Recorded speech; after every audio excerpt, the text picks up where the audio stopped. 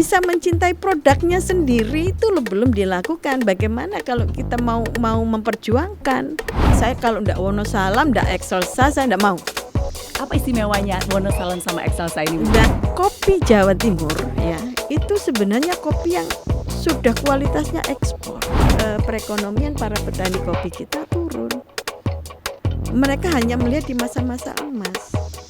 Karena justru terlena.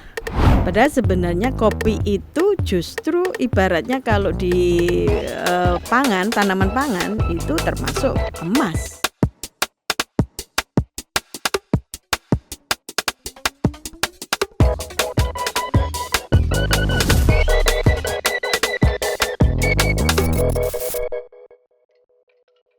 Halo sedulur Kompas TV, piye kabare? Senang sekali podcast saja Sapa Jatim kembali hadir bersama saya Virgianti Kusuma. Dan kali ini kita menghadirkan ngobrol bareng Dewan. Dan kali ini seperti biasa kita akan menghadirkan informasi terkini di Jawa Timur dan juga obrolan inspiratif bersama narasumber inspiratif dari DPRD Provinsi Jawa Timur. Kali ini kita kehadiran narasumber kita Ibu Wiwin Sumrambah, ya. Sarjana Peternakan Iya. MAP. Iya. Ini saya senang banget Bu, karena baru kali ini saya ketemu narasumber. Satu gelar kita Bu, boleh tos Oh dulu, iya, oke. Sarjana Peternakan kita. Dan Ibu Wiwin ini merupakan anggota dari fraksi PDIP, Bu ya. Ya. Banyak membidani masalah perekonomian dan keuangan, terutama pertanian, perikanan, kehutanan, perdagangan, pariwisata. Sudah Ya. tuwuk semuanya ya. Dan kemudian juga mewakili Kabupaten Kota Mojokerto dan juga Kabupaten Jombang. Ya. Beda dari podcast lain. Kalau podcast saja itu kita selalu ingin memperkenalkan siapa sih orang yang mewakili kita di DPRD Provinsi Jawa Ya. Timur. Orang mungkin sudah pernah melihat Instagramnya atau mungkin liputannya mengenai Bu Wiwin. Tapi saya pengen tahu lagi nih Bu Wiwin. Bu Wiwin itu siapa sih sebenarnya sebelum menjadi seorang anggota DPRD Provinsi Jawa Timur? Yang jelas saya ini menikah dengan petani, maka otomatis profesi saya juga petani. Karena memang waktu itu tidak diizinkan untuk bekerja di luar rumah, sehingga saya memperkuat kegiatan suami di pertanian. Jadi saya juga mulai dari ngurusi kalau panen, karena kebetulan saya kan terbiasa kuliah dengan pasca panen ya, sama dengan Mbak Vivi ya. Ini jadi terbiasa. Awalnya dulu saya hanya dipasrai untuk pasca panennya. Jadi gabah kalau sudah di panen mau diapain nih, mulai ngurusin jemurnya, kemudian packing ditaruh di gudang, kemudian harus memasarkan, sampai kemudian secara bertahap saya juga sudah belajar semuanya. Jadi ya kuliah lagi Mbak, karena dari peternakan, sarjana peternakan ke pertanian. Tahun 2001 ya Bu ya? 2001 ya, jadi langsung manten baru, nggak ada yang namanya apa istilahnya Honeymoon tidak ada. Pada saat, karena kami menikah itu pada saat panen, jadi kebetulan waktu itu kami juga kontrak di Dolok, sehingga ya harus keliling daerah untuk cari gabah untuk suplai ke Dolok. Saya dengar malah Ibu tuh sampai benar-benar kemas sendiri, Betul. terus nganter sendiri, Betul. keliling-keliling gitu. Ini ya, bahkan yang menarik Mbak, jadi insting bisnisnya jalan gara-gara saya ketika anak saya TK itu saya bayar zakatnya, itu saya kemas 2,7 kilo, saya masih ingat. Saya kemas sendiri karena punya tempatnya untuk kita ngolah ya, kita punya slab lah bahasanya, itu kita kemas sendiri, sablon, beras zakat. Kita sablon sendiri itu pakai yang manual gitu. Nah, kemudian orang tentu yang lain kok belinya di mana? Saya bikin sendiri, mau. Akhirnya tahun berikutnya saya nggak main-main, langsung suplai untuk orang tua gitu ya? Iya. Luar biasa. Dan itu akhirnya saya lakukan bertahun-tahun sampai saya terakhir yang saya handle sendiri ya, tahun 2020 saya berhenti, tapi di tempat usaha kami masih terus jalan sampai sekarang. Tapi saya tidak, karena memang ini adalah usaha keluarga. Ini cerita lain nanti, karena kita berbicara tentang corporate ya. Nah, itu beda lagi, nanti kita kapan-kapan deh boleh kita ngangkat tema tentang corporate pertanian. Ya. Karena kalau berarti pengalaman di bidang pertanian itu 20 tahun ya, 20 dari Iya. 2001 sampai sekarang sudah 2026 dan masih jalan. Saya dengar juga sampai Ibu tuh sempat buka toko sembako sendiri ya. Iya. Tahun 2013. Karena kita punya tempat pelatihan. Oh. Jadi kita punya tempat pelatihan yang mulai dari 2006 yang kemudian kita mencoba untuk melengkapi semua kebutuhannya. Dan sekarang sudah berkembang lagi, yang namanya usaha ya harus berkembang kan. Kita juga punya tempat wisata edukasi. Apa namanya, Bu? Namanya Balai Tani. Balai Tani. Itu benar-benar mengedukasi tentang pertanian. Jadi anak-anak sekolah gitu bisa belajar ke sana Iya, gitu ya. iya. Diajari tentang apa itu media dan sebagainya. Kami lakukan. Padahal kalau saya lihat ya SMP di 17 Surabaya, SMA 14 Surabaya. Ini asli orang Surabayanya. Orang kota. Orang kota. Tiba-tiba diboyong gitu ya ke Jombang setelah menikah. Iya. Apa bedanya hidup di Surabaya kemudian hidup di Jombang dan bahkan sekarang menjadi representasi orang Jombang? Ya, kehidupan yang justru 180 derajat itu justru membuat saya menjadi menarik. Saya kebetulan suka tertarik dengan hal-hal baru. Sehingga saya kemudian merasa ini hal baru yang di luar kebiasaan saya malah seneng.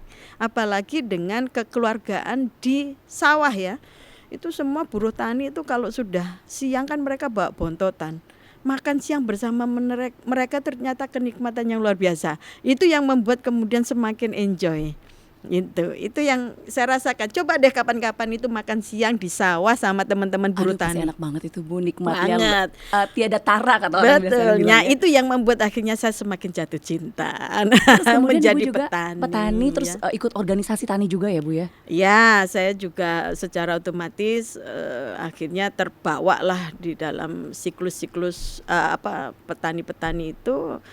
Kemudian kita bikin P4S dan akhirnya otomatis terkoneksi dengan P4S yang lain. Akhirnya saya sampai hari ini pun masuk di dalam pengurus FK P4S se-Jawa Timur.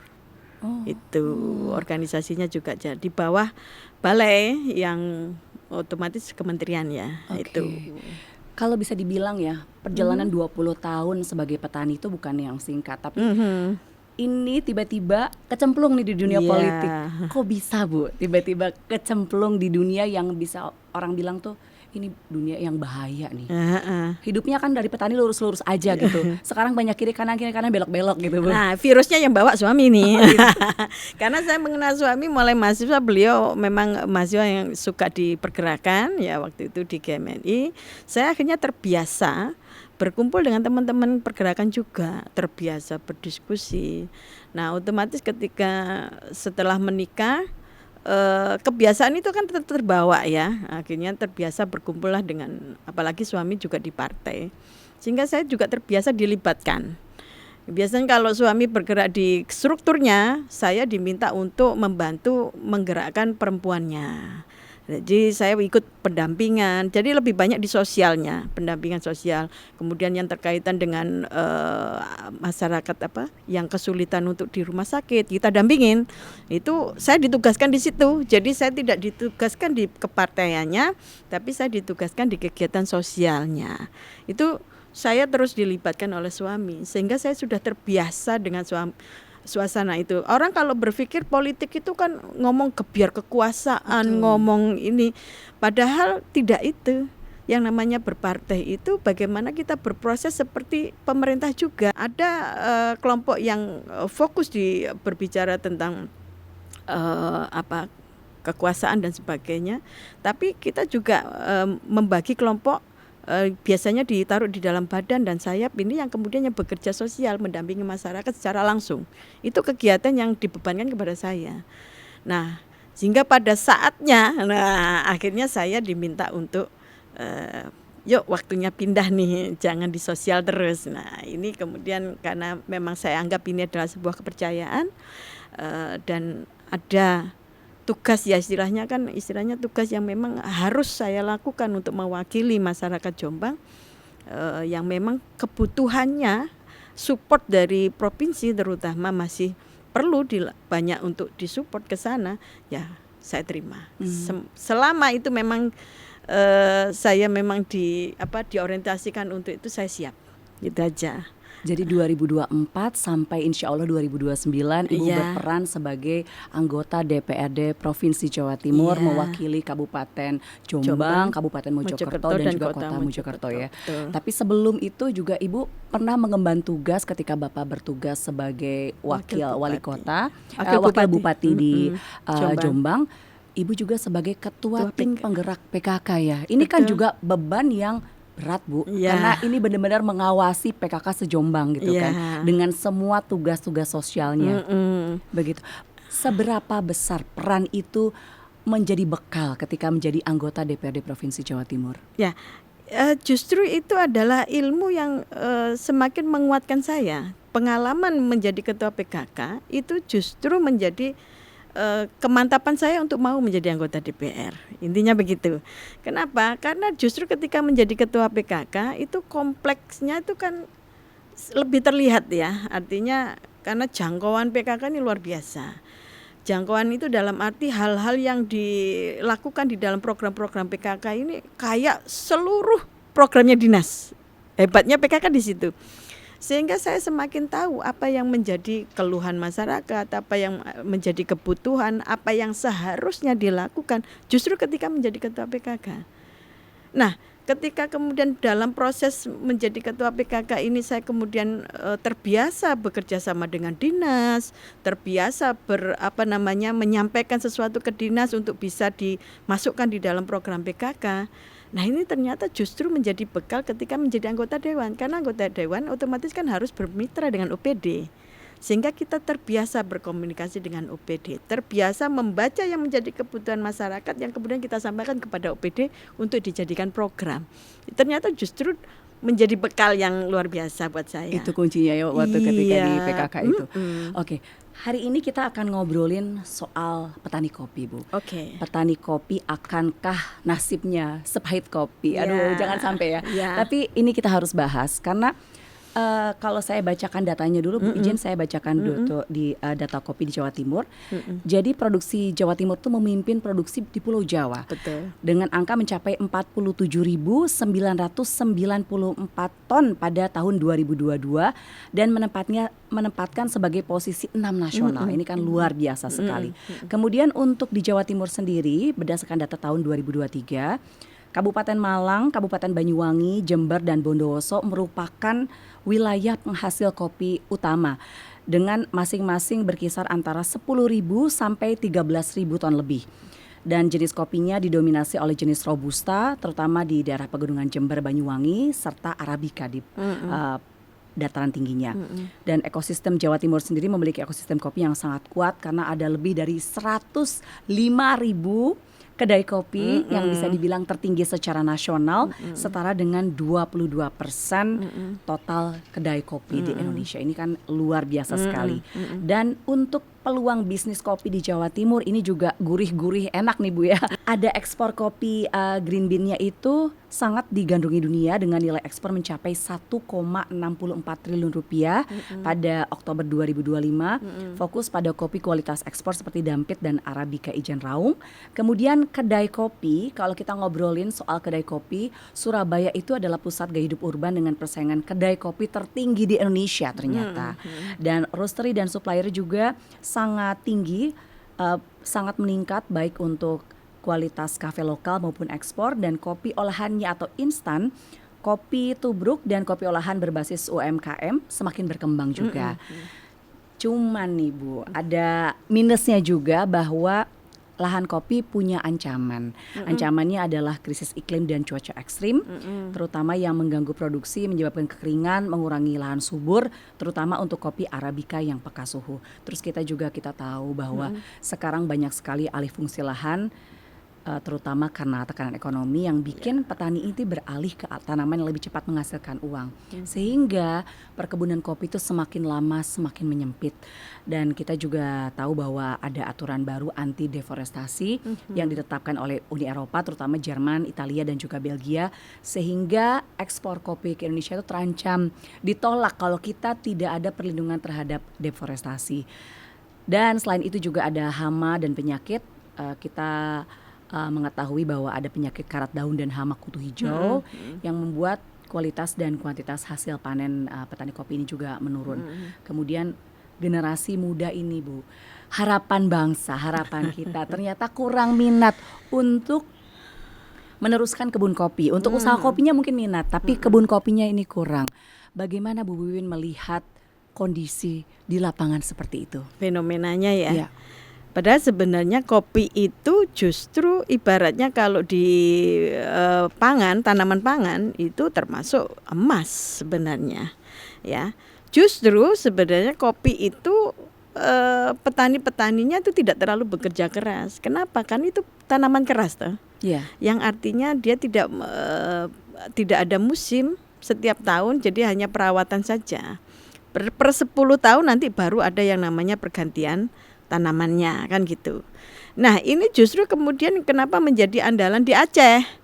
Aceh itu rata-rata memang kopinya paling enak dan banyak petani kopi. Kenapa? Mereka nggak terlalu habis banyak energi untuk merawat.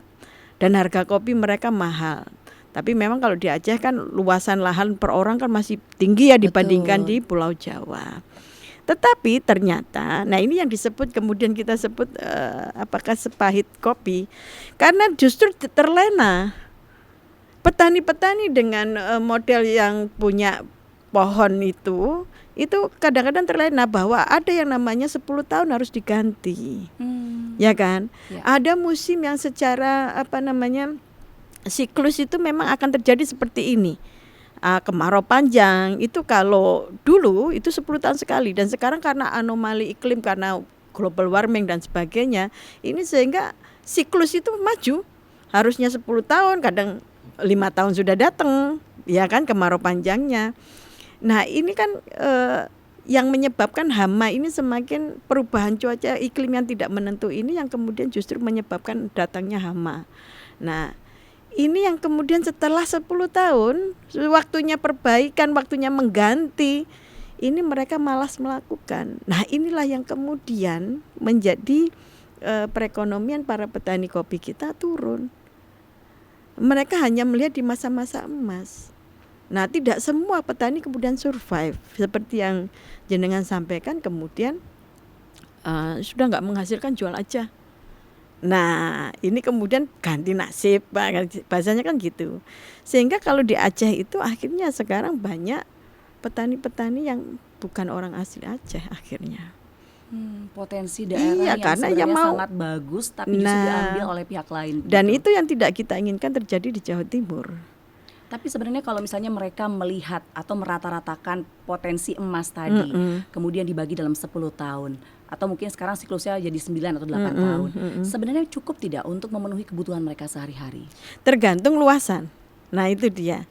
Sebagai gambaran aja Mbak, satu pohon kopi itu 1 tahun hanya menghasilkan itu hanya 20 kilo satu pohon. Nah itu dalam bentuk ceri, bahasanya kalau baru di panen itu namanya ceri. Kemudian diproses, dikuliti, dikeringkan sampai kurang lebih kadar airnya 12%. Itu akhirnya tinggal 5 kilo satu pohon. 1 tahun. Nah kita bayangkan, berarti kalau untuk memenuhi kehidupan 1 tahun, berarti orang butuh berapa pohon? Artinya selama luasan itu masih di bawah 2 hektar, itu kan standar ya di dalam pertanian. Kalau yang dinamakan petani sejahtera ya standarnya 2 hektar. Begitu kita di bawahnya 2 hektar, ini yang perlu yang namanya teknologi. Kita tidak bisa mengandalkan secara utuh hasil pertaniannya itu. Kita butuh teknologi, makanya kita butuh yang namanya dulu ada kata-kata tumpang sari supaya ada produksi lain selain yang utama. Kemudian yang sekarang yang sedang dikembangkan itu adalah bagaimana bisa menjadi corporate. Jadi pertanian yang bersama-sama mulai dari pengolahan awalnya sampai ke pasca panennya. Sebisa mungkin hulu hilir. Nah hulu hilir ini ketika lahannya kecil, orang nggak akan sanggup melakukan nanti pemasarannya juga kalau kecil, ya kan nggak nyucuk gitu ya Bu ya? Ya bahasanya begitu. Akhirnya kan harus dilakukan bersama-sama. Ini karena sektor pertanian ini kan banyak ya komoditinya. Nah memang saya memahami ketika pemerintah tidak kemudian semua bisa dampingi secara sempurna, karena memang komoditi kita, apalagi kayak kopi ini seolah-olah menjadi yang bukan utama di era saat ini. Saat ini kita kan masih fokus di swasembada gula sama swasembada pangan, terutama di padi, di beras ya.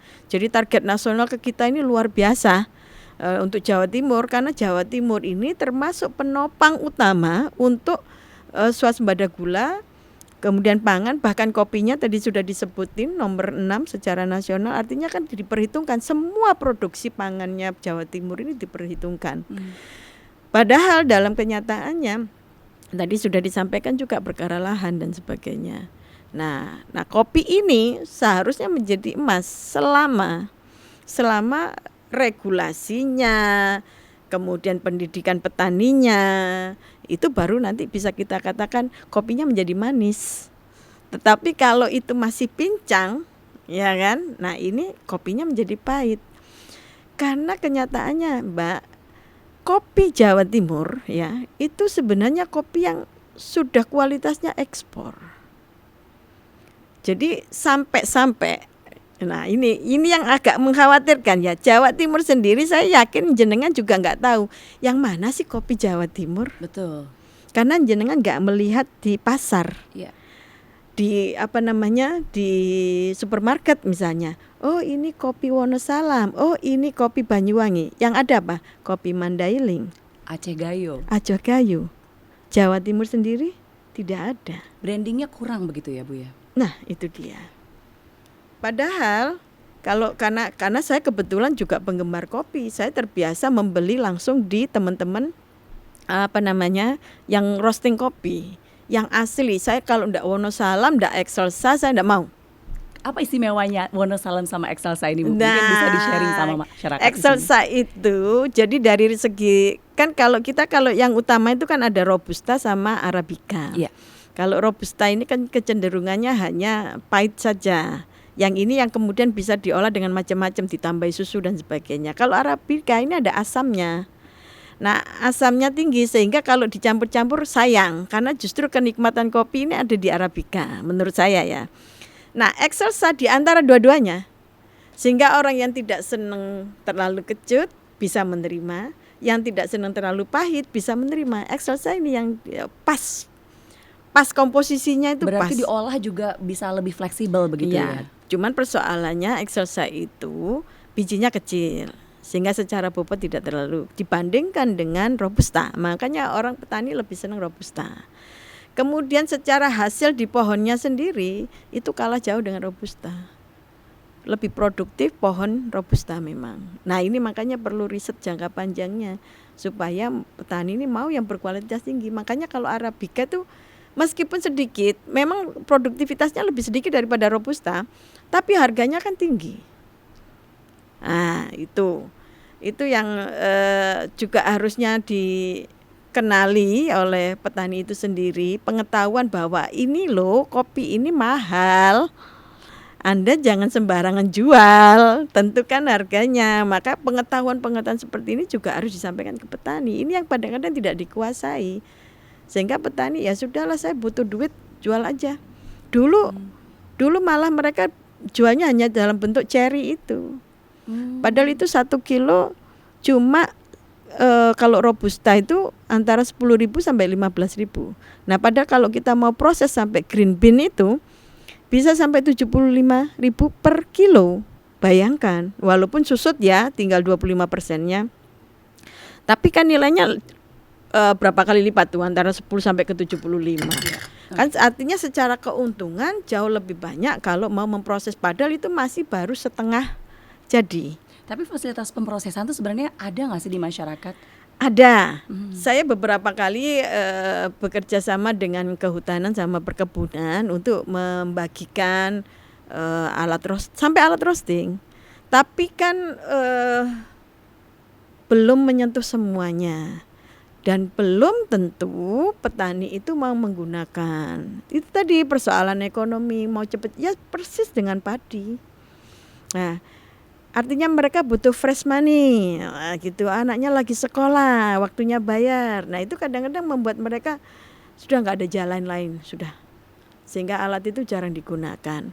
Nah, sementara pasar itu kan butuh yang keberlanjutannya itu stabil ya. Nah, ketika supplier tidak stabil, kalau Anda jadi pembeli, lari nggak? Lari pasti. Itu yang masih menjadi persoalan kita bersama. Itu. Nah, ini kalau terus-terusan kayak begini, ini juga jadi persoalan. Saya bandingkan dengan ini memang beda komoditi, tetapi ini berbicara tentang kebijakan negara. Saya kemarin jalan-jalan ke Cijedang, mereka itu mengimpor raw sugar. Ya, nah di Indonesia tidak ada produk raw sugar, tebu juga. Nah, mereka datangnya dari mana? Dari Brasil. Dan ternyata di Brasil itu yang namanya memproduksi raw sugar itu bukan pabrik besar. Negara mengambil dari petani. Berarti mereka sudah sampai hilirisasi ke petani langsung begitu ya? Iya. Jadi istilahnya pemerintah jadi resi gudangnya gitu ya, bahasanya gitu. Yang kemudian pemerintah lah yang akan melakukan ekspor sampai ke Indonesia itu. Bayangkan. Artinya apa? Kestabilan produknya dijaga langsung oleh pemerintah. Nah, ini yang juga yang menjadi menurut kami ya dari Komisi B menjadi persoalan adalah bahwa sampai hari ini pemerintah Provinsi Jawa Timur itu belum bisa fokus pada satu kekhususan. Misal terkait dengan keinginan pusat untuk memberikan beban pada Jawa Timur tentang swasembada gula dan swasembada pangan. Kan ketika dua-duanya ini membutuhkan lahan, sementara lahan kita terbatas, pemerintah Jawa Timur kan harusnya bisa mengambil kebijakan untuk mengambil salah satunya aja, jangan semua. Karena kita berbicara tentang perlindungan terhadap lahan. Nah, itu yang terjadi, ketidakberanian untuk mengambil fokus hanya karena setiap sektor itu harus dilaporkan secara pusat dan setiap sektor harus ada kegiatannya.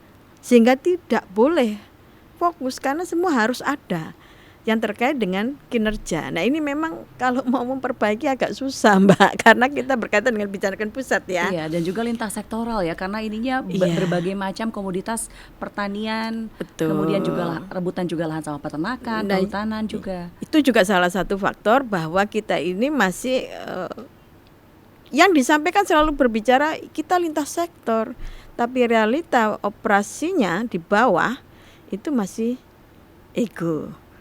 Nah, ego sektornya masih terlihat. Nah, ini yang masih kami sayangkan dari Dewan ini, bahwa teman-teman di OPD ini belum punya keberanian untuk bisa fokus satu, yang kedua kemudian ego sektoralnya masih terlalu kuat sehingga kerja lintas sektor ini kadang-kadang di bawah ini tidak terlihat.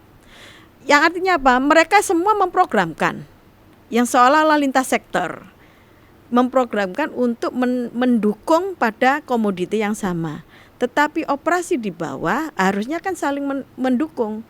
Yang terjadi tidak.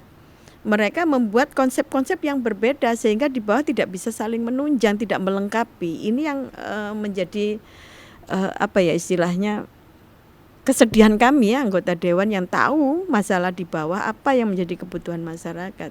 Ini yang kami sayangkan. Nah, ini tentu yang bisa mengambil kebijakan ya Bu Gubernur langsung harusnya. Ya. Nah, ini kan ada masalah tumpang tindih antar lintas sektoral. Ini berarti untuk memastikan perkebunan kopi yang sustainable atau berkelanjutan itu sangat-sangat sulit karena adanya tumpang tindih lintas sektoral. Ya, maka selain kerja pemerintah, kita butuh yang namanya pihak ketiga. Siapa? Bisa saja perusahaan, bisa saja lembaga-lembaga masyarakat yang mendampingi masyarakat, pertanian terutama. Itu kita butuh kinerja mereka juga. Tetapi akan jauh lebih baik kalau menurut saya kopi ini hilirisasi itu benar-benar dilaksanakan di masyarakat. Sehingga muncul nanti akan kopi Banyuwangi, kopi Bondowoso, kopi Jombang yang dipresentasikan sebagai kopi Jawa Timur. Muncul itu, artinya produk UMKM tetapi dikembangkan menjadi seperti setara dengan produk pabrikan. Kalau itu mampu kita lakukan, kenapa enggak seperti kopi juga kita lakukan? Itu yang pertama. Yang kedua, yang selalu saya kritisi adalah saya selalu tanya ketika di OPD, kemudian di kantor dewan sekalipun, saya tanya kopinya dari mana nih? Ternyata kopinya pabrikan. Saya nanya, emang nggak kenal ya kopi yang produknya Jawa Timur?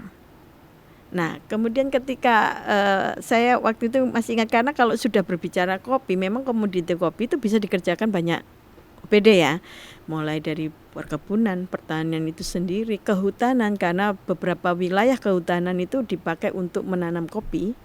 Kemudian koperasi UMKM, otomatis mereka akan mendampingi untuk pemasarannya, brandingnya dan sebagainya, dan Indak yang bertanggung jawab untuk bisa penetrasi ke pasar dan sebagainya. Itu saya nanya juga ke dinas koperasi, Pak, jenengan itu membanggakan hasil kopi, jenengan cerita bahwa kopi itu dibawa di dalam misi dagang. Masalahnya di kantor saya hari ini kopinya tidak dari Bapak loh. Saya tanya, ya ini kan tantangan bagi teman-teman OPD. Untuk bisa mencintai produknya sendiri itu belum dilakukan. Bagaimana kalau kita mau memperjuangkan, menyesap sendiri aja ndak mau. Tapi sebenarnya kalau urusan menyerap kopi yang ada, kalau kita lihat harganya sebenarnya cukup bersaing tidak dengan hasil pabrikan? Karena kan masih banyak yang memilih akhirnya kopi-kopi pabrikan. Yang perlu diingat bahwa kenapa kopi pabrikan itu murah, campurannya banyak dari petani murni. Kalaupun kemudian nanti mau membuat segmen, oh ya, nanti kita akan ada segmen eksklusif yang murni. Nanti kita ada segmen yang tidak eksklusif, yang artinya mudah, harganya bisa menyesuaikan masyarakat secara umum. Latih dong teman-teman kita, betul kan?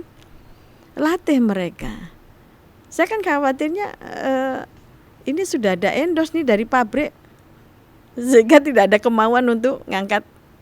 Sorry, ini guyonan anekdot aja ya. Jadi saya khawatirkan begitu gitu kan. Jadi akhirnya teman-teman selamanya tidak akan terangkat. Jadi sebenarnya punya potensi, branding juga sebenarnya sudah ada pelatihannya, tetapi mungkin harus dibedakan segmentasinya antara kopi pabrikan dengan kopi yang hasil petani. Itu misalnya bisa dibilang kopi artisan seperti di luar negeri, bahwa ini adalah produk-produk khusus yang harus dikonsumsi juga. Mungkin kalau kayak kita lihat di Jepang kan ada bahwa mereka itu lebih mengutamakan produk lokalnya sebelum menggunakan produk yang lain. Betul. Meskipun itu lebih mahal begitu ya. Coba saya nanya ke Mbak. Mbak itu kalau misalnya ke supermarket, kemudian atau di tempat pusat oleh-oleh, ada nggak kopi branding lokal? Coba saya tanya. Ada beberapa? Ada beberapa. Sudah pernah nyoba, tertarik? Kesulitannya karena biasanya bentuknya tuh berbentuk biji kopi. Iya. Sehingga satu itu sulit kalau kita tidak punya alat giling di rumah. Betul. Nah ini kan supaya jadi ini ya, perlu didengar oleh teman-teman dan dinas. Kemudian tidak ada yang bentuk instan yang bisa diseduh dengan air suhu ruang. Padahal ada. Padahal produk itu banyak. Yang sudah diproduksi oleh teman-teman. Berarti brandingnya yang kurang sehingga kita tidak tahu. Siapa yang bertanggung jawab? Nah ya kan, nah itu satu. Nah Mbak pernah jalan-jalan ke NTT enggak? Pernah. Oke. Sudah pernah masuk di tempat oleh-olehnya? Pernah. Menemukan kopi? Ya. Dan brandingnya luar biasa. Ya. Tempat oleh-oleh terutama yang difasilitasi pemerintah daerahnya, kopinya itu justru yang tidak saya temukan di Jawa. Betul nggak? Iya. Sehingga dia menjadi raja di daerahnya sendiri. Betul nggak? Iya. Sementara kopi kita ini terkenal di internasional, Mbak. Orang internasional itu nyari loh Excelsa-nya Wonosalam. Bahkan orang Wonosalam sendiri kalau nyari Excelsa susah. Jadi semua diangkut ke luar negeri gitu, Bu? Ya. Saya hari ini kalau beli, saya itu selalu beli roasting itu langsung 5 kilo sudah di roasting. Itu harganya berapa, Mbak? 600 lebih, hampir 700. 600 sampai 700. Itu susah, nyari saya pesen order khusus. Nah inilah, kopi kita tidak bisa menjadi raja di daerahnya sendiri, beda dengan NTT. Ini yang saya sedih gitu lihatnya. Apa kurang banyak atau apa masalahnya Bu? Karena apa mungkin itu sudah diserap oleh Kalau kurang pasar banyak ekspor tadi produknya sendiri? berapa? Hampir 48. Hampir 50.000 iya. Iya. Segitu banyak, nomor 6 nasional. Tapi branding kita sudah tertutup. Sama kalau misalnya nyun sewu, jenengan punya produk kopi, saya beli green bean-nya, kemudian saya packing, saya kasih nama Mandailing. Tahu apa enggak? Enggak. Saya khawatirnya begitu. Khawatir dioplos menjadi brand lain. Ya. Ini yang akhirnya Jawa Timur secara data nomor 6. Nomor 1 di Jawa. Barangnya mana? Tidak terlihat. Betul apa enggak? Itu yang kita saya yang merasa inilah saya sebut, dan itu pun hanya di sentral pemasarannya. Apakah petani juga merasakan yang disebut kopinya Jawa Timur ini produk nasional? Apakah merasakan? Tidak juga. Jadi kalau boleh saya tarik ya Bu garis merah dari mulai petani sampai kemudian di tingkat ekspor. Betapapun misalnya harga kopi internasional itu naik harganya, petani belum tentu bisa merasakan manisnya si kopi. Iya, betul. Itu yang saya maksud. Kalau kita masih pola pendampingannya seperti ini terus, hanya cukup supaya sudah bisa green bean selesai, tapi kita tidak membuat kemudian branding Jawa Timur ini benar-benar, Anda kalau mau cari kopi Jawa Timur datang dong. Nggak kemudian kita nyari kopi kita sudah di luar. Bahasanya kan gitu. Saya pengen ngerasain kopi kita sendiri, nggak ada. Di pasar adanya Gayo, adanya Bali, adanya mana yang terkenal Sulawesi itu. Nah, ya kan?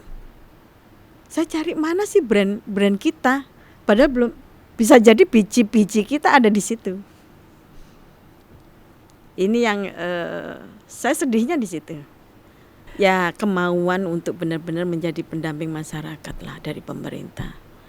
Karena bagaimanapun pemerintah ini tugasnya adalah melayani masyarakat. Tugasnya itu bagaimana mensejahterakan masyarakat. Di mana itu ada peluang, di mana itu ada jalan, ya harus dijalankan. Jangan kemudian terbentur dengan, kita ini kan kurang luwes di dalam membuat kebijakan. Itu yang harus kita perjuangkan bersama-sama di situ. Mbak kalau tahu penjualan kopi itu luar biasa loh. Artinya sampai berbicara jejaring. Teman-teman yang punya kafe eksekutif sekalipun, yang eksklusif, yang artinya membuat kopi racikan yang baik pun, untuk mendapatkan kopi yang terbaik di Jawa Timur, ini masih harus berbicara jejaring pasar. Kalau enggak punya, ya enggak dapat. Karena saking ketatnya begitu ya Bu, iya. Ya sudah langsung diambil untuk ekspor, kemudian untuk di daerah lain. Padahal kalau kita benar-benar mau mengolah sendiri, wah itu luar biasa. Jadi petani juga akan merasakan. Kayaknya terjadi seperti itu. Kemudian apa kira-kira yang bisa dilakukan dengan kondisi seperti ini? Petani sendiri mungkin mendapatkan pelatihan, tetapi juga akhirnya mereka menjual kopi masih dalam bentuk cherry tadi. Terus kemudian kita lihat ketika sampai di rantai distribusi ternyata sudah diserap oleh para distributor besar yang sehingga tidak sampai ke pasar umum seperti biasanya. Jadi yang harus dilakukan satu-satunya adalah hilirisasi yang real, yang tidak hanya di atas kertas. Nah, yang namanya real itu ya sampai di bagaimana caranya produk kita duduk di supermarket terkenal. Kita punya Dekranasda, yang artinya setiap kota kabupaten pasti ada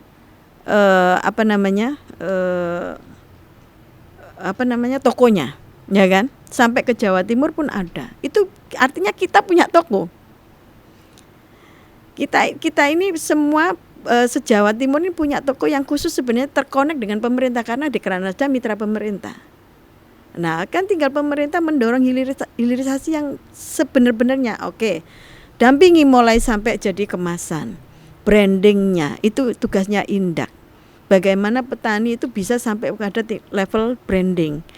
Nah, kemudian setelah branding jadi, kemudian bagaimana pemerintah itu juga bisa membuat koneksi dengan jejaring tokonya sendiri, bahkan kemudian jejaring dengan supermarket besar seperti yang dilakukan NTT. Kan fungsinya kita studi banding kan begitu harusnya. Kalau NTT bisa, kenapa kita enggak? Pertanyaannya begitu. Tapi kalau sejauh ini bagaimana peran koperasi petani atau misalnya ada kelembagaan lokal ketika mendampingi petani? Apakah sudah sampai mana? Itu yang menjadi problem. Bahwa petani-petani kita ini masih agak sulit kalau diajak untuk berorganisasi. Sulit sekali. Nah, apa kendalanya, Bu? Ini sebenarnya hanya masalah watak ya, bahwa watak masyarakat kita kalau belum melihat ada yang berhasil, mereka belum mengikuti, benar nggak? Nah, itu sudah sesuatu yang ya sudah biasa lah di kalangan masyarakat. Ayo diajak berorganisasi. Loh, apa yang saya dapat? Kalau saya belum melihat orang yang berhasil di situ, saya tidak ikut, saya nunggu dulu. Itu problemnya. Sehingga kita memang perlulah, kalau bahasa kita di lapangan ya, kita ini butuh 10 orang gila untuk bisa memberi contoh. Padahal kalau di Jawa Timur orang-orang kayak gitu sudah banyak. Tetapi mereka ini tidak terekspos. Nah, P4S, tempat pelatihan, sebenarnya konsep ini sudah bagus, Mbak. Jadi pemerintah, Kementerian Pertanian itu membuat P4S. P4S ini adalah contoh petani yang sukses. Nah, petani yang sukses ini kemudian diminta untuk membagikan ilmunya kepada petani yang lain. Ini kalau di Jawa Timur saja kita sudah punya 250 P4S termasuk komoditi kopi. Kalau di saya memang komoditasnya beras. Nah, seharusnya ini juga bisa dimanfaatkan untuk bisa menjadi pendampingnya.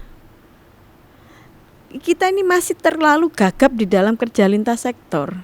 Lintas sektor antar OPD aja masih gagap, apalagi dengan lintas sektor yang lembaga-lembaga yang lain. Ini yang menjadi PR. Kalau ini sudah selesai, bisa bersama-sama dengan konsep visi misi yang sama, saya yakin persoalan ini sudah selesai. Gitu, jadi Mbak, PR utamanya itu di lintas sektor, kerjasama lintas sektor. Tidak hanya lintas OPD, tetapi juga lintas lembaga.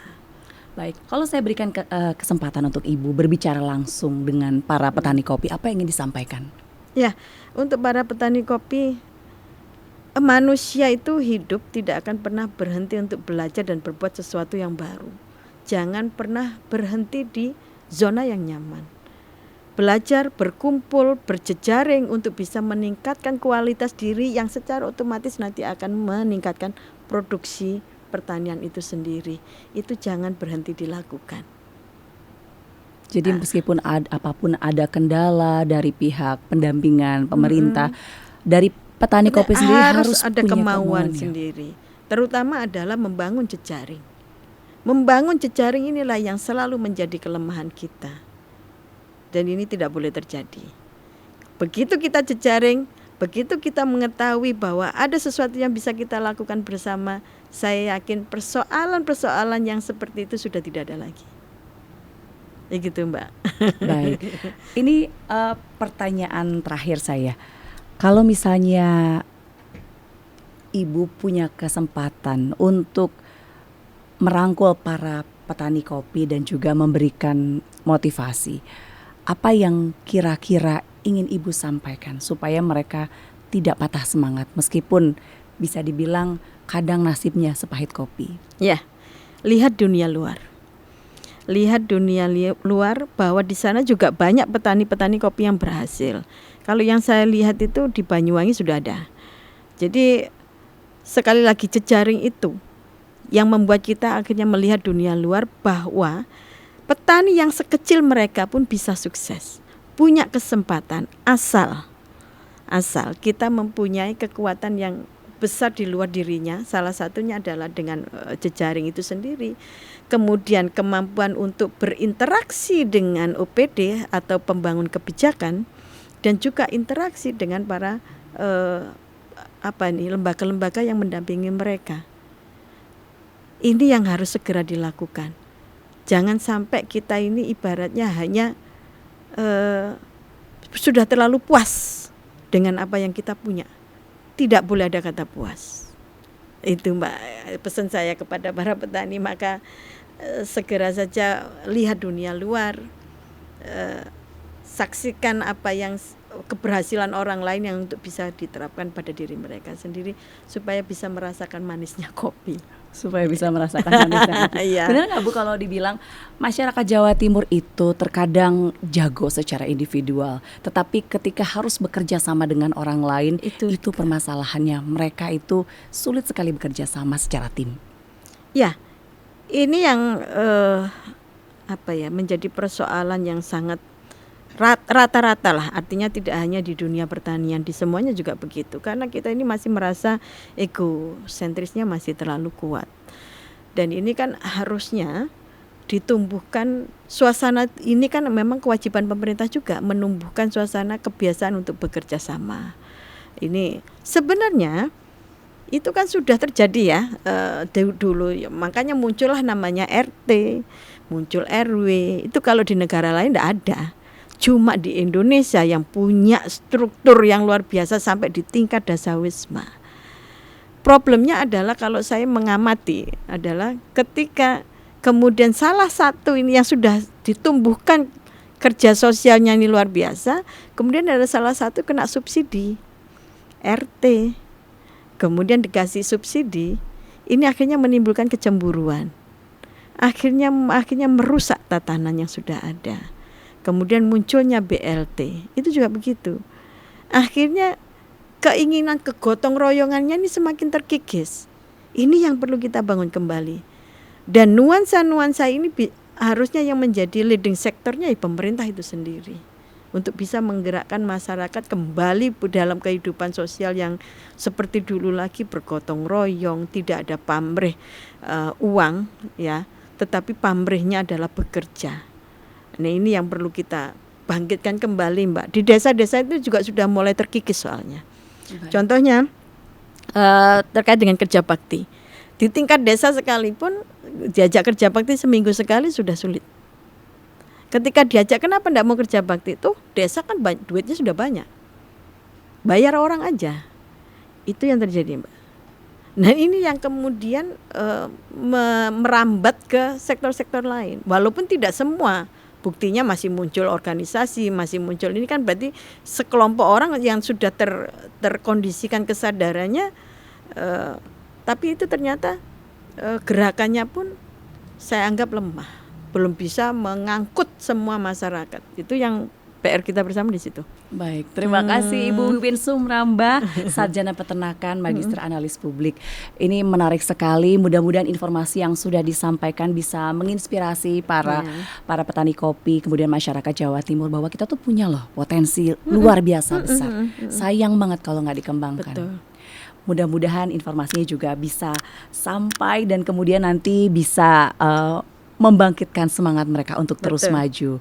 Betul. Kita akan ketemu lagi di podcast Saja Sapa Jatim episode berikutnya. Sampai jumpa. Saya Virgianti Kusuma. Ibu matur